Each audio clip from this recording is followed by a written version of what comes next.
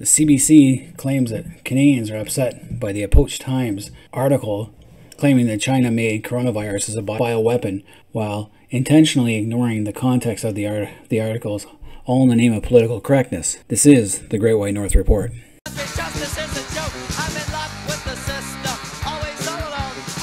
You're taking a look at this article on the CBC. It says Canadians are upset by the Epoch Times claim China made coronavirus as a bioweapon. I went through the article myself, and they interviewed a mailman who complained, as well as a couple of Chinese Canadians. And it appears that they were upset because the Epoch Times actually gave them a free newspaper in order to boost their circulation. Now, the Epoch Times is heavily critical of the CCP, the Chinese Communist Party, and they are definitely anti-Chinese Communist Party. They are not anti-Chinese people. There's a difference. There's a big difference in that. So the CBC is claiming that the Epoch Times is fear-mongering and making wild claims, conspiracy theories. But then the Epoch Times comes out and says that the CBC intentionally excluded crucial facts about their story and their coverage of Beijing's cover-up of the virus outbreak. This is something that the CBC should be doing as well. They should be looking further into this.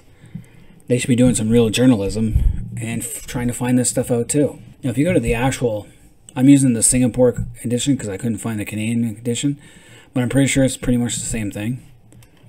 And basically, it's just an editorial saying, is the Wuhan coronavirus a bioweapon? Here are the facts. Starts out with the first confirmed case in China had no exposure to a seafood market. That is quite correct. The Wuhan Institute of Virology has strong expertise in coronavirus pathogens. Yes, they do. And they also do a lot of research into bat viruses. They were looking to hire someone back in November 2018 and again in December 2018 for this very same virus. They reported that their biosafety pathogen level 4, which is the most deadly level, lab is operational. The lab is capable of conducting experiments on highly pathogenic microorganisms that can cause fatal diseases. This is China's first such lab, and I'd say it'd be kind of dumb to assume that this is the only one. There might be more built in secrecy. I have seen this before in other articles. The Professor Shi Jiangli of that institute studied horseshoe bats in Yunnan provinces and discovered 11 new strains of SARS-related viruses. That is correct. And they published back in January 23rd. Okay, so that is known. It's all documented. You can find that online if you can translate everything from Chinese to English. I've seen a couple articles from guys like Laowai86. Now, is the Chinese military involved in the coronavirus pathogens? Well, that wouldn't surprise me. And it'd be stupid to think otherwise, because the United States military, they've done the same thing. So is the Russian military, the Brits, the French, the Germans, the Japanese. Everyone does it. Well, everyone but Canada. We can't afford to. And it says of 170 result entries, 91 are from this military institute. Okay. So yes, the military is heavily invested. Does China have a bioweapon program? Yes. Of course they do. Anyone who thinks otherwise, again, is incredibly naive to think otherwise. So that was their article, and that's what made all this fuss. So Canadians are upset that it's a well, wake up, people. But my belief is the CCP virus escaped from that lab, and got into the general population. Was it intentionally done? No. Did China intentionally cover it up? Yes. Did they spread false information about it? Yes. Did they try to blame others? Yes. Those are the facts. Canada, unfortunately, seems to think that it's all about racism. So Dr. Tam condemns racist acts linked to the CCP virus outbreak. This is back in February 3rd, at the same time where she was also the one who said we don't need to have travel bans, we don't need to wear gloves, and we don't need to wear face masks. So her credibility is shot right there, because she has yet to admit that she was wrong and apologize and hopefully step down when this is all over.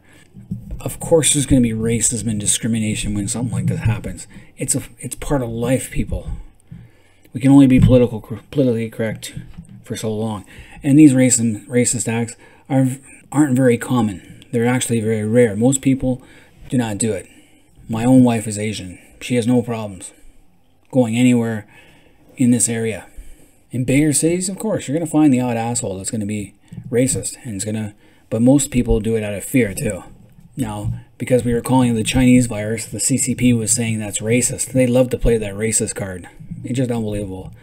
The fact is, calling it the Chinese virus or the Wuhan virus is not racist. It's the Spanish influenza. You don't hear people from Spain calling it racist. This is where political correctness has gone too far. And the CCP, they exploit this so badly, it ain't funny. And we don't realize it. Now, Chinese Canadians warn public against spreading fear and racism over the CCP virus. Of course, because they're not the ones who started it.